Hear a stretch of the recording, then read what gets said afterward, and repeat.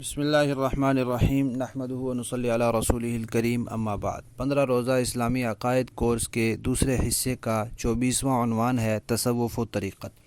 ہمارے دین کے 3 بڑے شعبے ہیں، ایک عقائد، دوسرا اعمال اور تیسرا اخلاق۔ عقائد کے بارے میں علم کلام سے معلومات ملتی ہیں اور عملی جو مسائل ہیں ان کے بارے میں علم فقہ سے معلومات ملتی ہیں، اور جو اخلاق ہیں ان کے بارے میں علم تصوف سے معلومات ملتی ہیں۔ اور پھر صرف یہ معلومات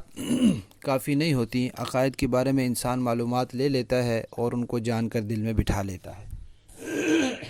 عقائد کے بارے میں، اعمال کے بارے میں فقہ سے مسائل لے لیتا ہے، لیکن عملی طریقہ بہرحال پھر بھی کسی سے سیکھنا پڑتا ہے۔ اور جو اخلاق ہیں ان کے بارے میں علم تصوف سے معلومات تو مل جاتی ہیں، لیکن باطنی بیماریاں دور کرنے کے لیے، اپنے دل کی پاکیزگی اور صفائی کے لیے پھر کسی اللہ والے کے ساتھ تعلق قائم کرنا پڑتا ہے اور ان سے بیعت کی جاتی ہے۔ اسے تصوف اور سلوک کہتے ہیں، یعنی اپنے دل کی صفائی کے لیے، اپنی اندرونی بیماریوں کو ختم کرنے کے لیے، اپنا تعلق، دل کا تعلق اللہ تعالیٰ سے جوڑنے اور مضبوط کرنے کے لیے کسی کے ہاتھ پر بیعت کی جاتی ہے، اور یہ بیعت نبی کریم صلی اللہ علیہ وسلم سے ثابت ہے۔ اور اس میں ہمارے ہاں 4 مشہور سلسلے ہیں، ایک نقشبندی سلسلہ ہے، ایک چشتی سلسلہ ہے، ایک قادری سلسلہ ہے اور ایک سہروردی سلسلہ ہے۔ یہ چاروں سلسلے برحق ہیں، یہ سب اہل سنت والجماعت کے، ان چاروں سلسلوں کے جو بزرگ آئے ہیں ان کے عقیدے صحیح ہیں، اہل سنت والجماعت کے ہیں، اور یہ سلسلے کروڑوں مسلمانوں کے دل کی صفائی اور تزکیہ نفس کا ذریعہ بن چکے ہیں، لہذا ان کو قرآن اور سنت کے خلاف قرار دینا یہ گمراہی ہے۔ آج کل مزارات پر، اولیاء کرام کے مزارات پر اور بعض خانقاہ کہلائی جانے والی جگہوں میں جو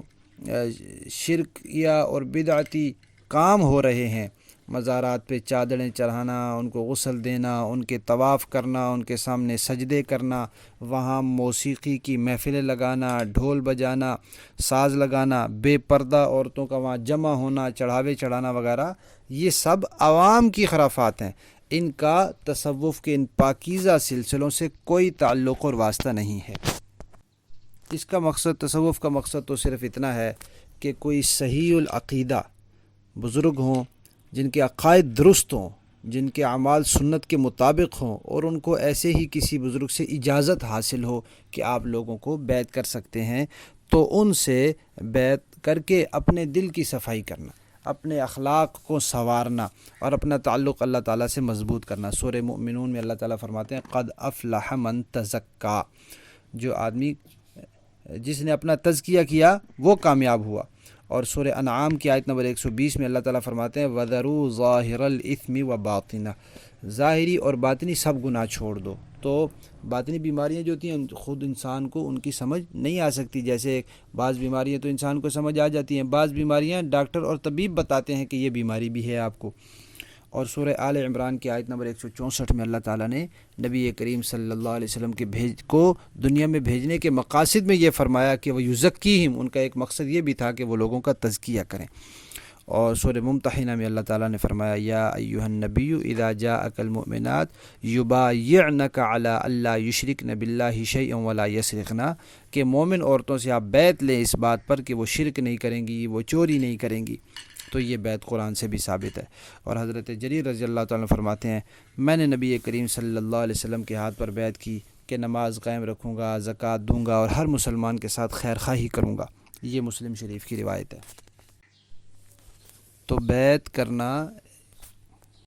اپنی اصلاح کے لیے ہوتا ہے اور اپنی اصلاح کرنا انسان پر لازم ہے، لیکن آج کل بیعت اور سلوک کے نام پر، خانقاہوں کے نام پر، تصوف کے نام پر، ان سلسلوں کے نام پر بہت زیادہ خرافات ہیں، ڈھونگ ہے، 2 نمبری ہے، فراڈ ہے۔ اس لیے بہت سوچ سمجھ کر، سب سے پہلی چیز ہے عقیدہ، عقائد دیکھے جائیں کہ اہل سنت والجماعت کے مطابق ہیں یا نہیں ہیں۔ پھر اس کے بعد اتباع سنت، کرامات کوئی ہونا ضروری نہیں ہے،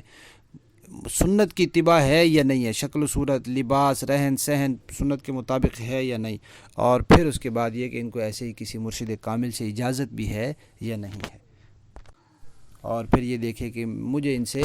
فائدہ ہو سکتا ہے، میری ان سے رابطہ رہ سکتا ہے، تو پھر انسان ان سے بیعت ہو۔ اور بیعت کی بات صرف اس پر خوش نہ رہے کہ میں فلاں کا مرید ہوں اور فلاں سلسلے سے وابستہ ہوں، بلکہ جو مقصد ہے اس کو حاصل کرنے کے لیے آخر دم تک فکر مند رہے۔